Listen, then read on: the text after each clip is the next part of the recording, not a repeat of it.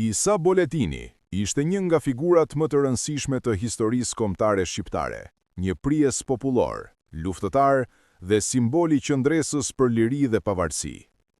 Ai njihet si një nga udhëheqësit kryesor të kryengritjeve shqiptare në fundin e shekullit të 19 dhe fillimin e shekullit të 20, si dhe si një nga figurat kyçe të pavarësisë së Shqipërisë. Isa Boletini lindi në fshatin Boletin, në Trevën e Mitrovicës, në një familje me tradita të forta atletare. Që në rini u rit me frymën e rezistencës kundër pushtimit dhe padrejtësive, duke u formuar si luftëtar dhe prijes natyror.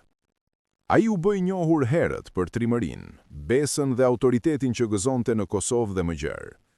Gjatë periudhës së sundimit osman, Isa Boletini u përfshi aktivisht në kryengritjet shqiptare, duke kundërshtuar politikat shtypse dhe duke kërkuar të drejta kombëtare për shqiptarët.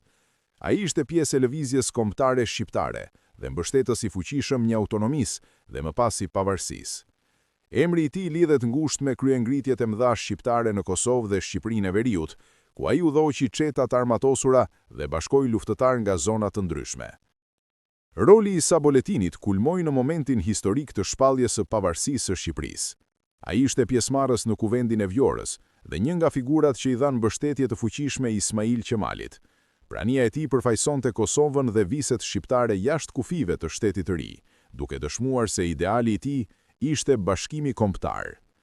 Pas shpalljes së pavarësisë, Isa Boletini vazhdoi të angazhohej për mbrojtjen e interesave shqiptare në një periudhë të vështirë politike dhe ushtarake. Ai mbeti i palëkundur në qëndrimet e tij, duke mos pranuar kompromis me ata që cenonin lirinë dhe dinjitetin kombëtar.